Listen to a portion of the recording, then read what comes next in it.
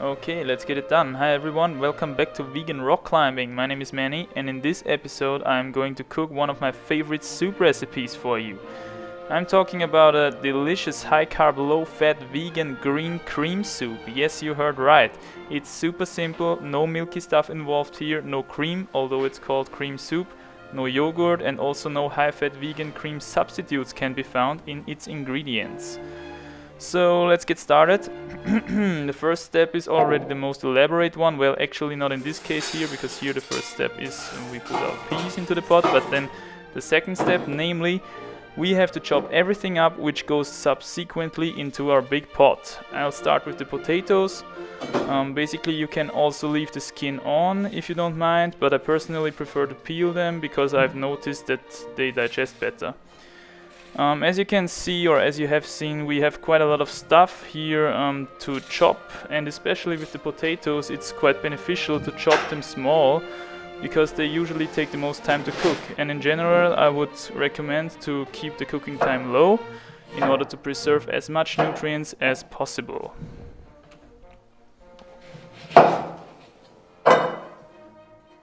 Well, as you can imagine, in recipes like this, the chopping is actually the speed limiting working step, especially if you have poor knife skills. And speaking about knife skills, I'm planning to do a whole video on that topic in the near future. So if you're interested in that, please stay tuned. For now, I'll just continue with the broccoli. As you can see, I just cut the flowers in half and throw them in. The broccoli doesn't need so much time to cook, so you don't need to cut it so super small. And another thing about broccoli, please, for God's sake, use the stem. I've seen so many people throwing the stem away. Please, just peel it. It tastes awesome. Cut it, and there's absolutely no reason to throw it away.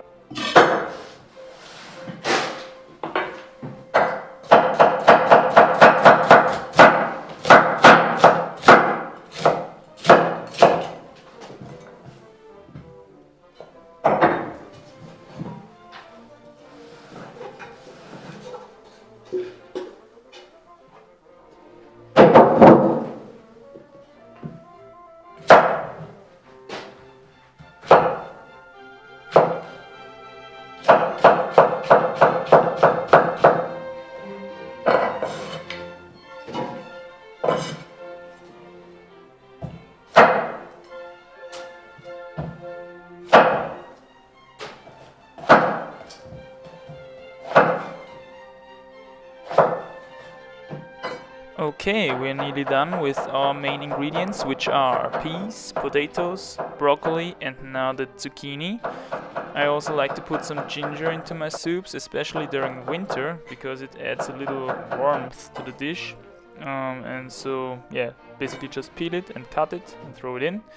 And finally I'm going to add some garlic, but that's optional. You can leave the garlic out if you like.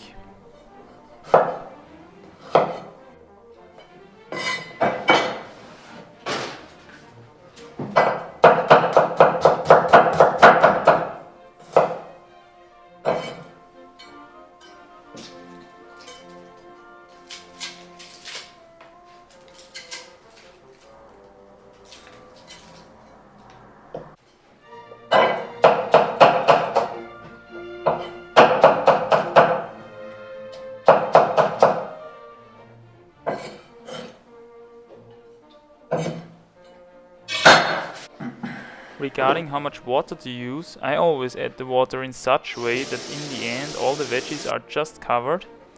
But here you have to experiment a bit, depending on how thick you would like the final soup to be.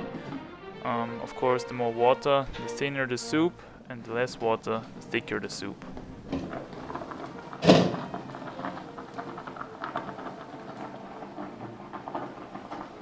I always add my spices as soon as the soup starts to cook. In this case I used basil, oregano, some curry powder and a little bit of chili powder.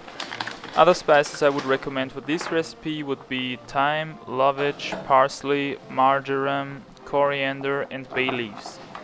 And as always, of course, go for fresh ones if you have the option. Fresh ones are always better.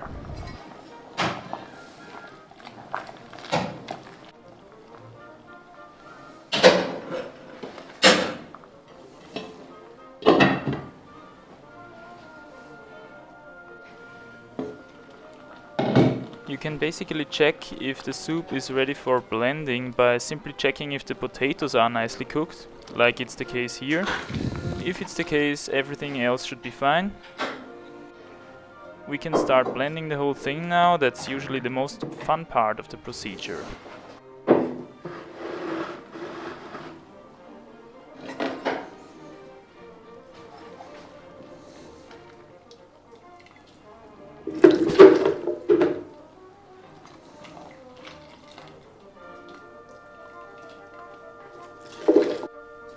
Something which you have to keep in mind when blending soups is that you are usually going into the blender with a high water content.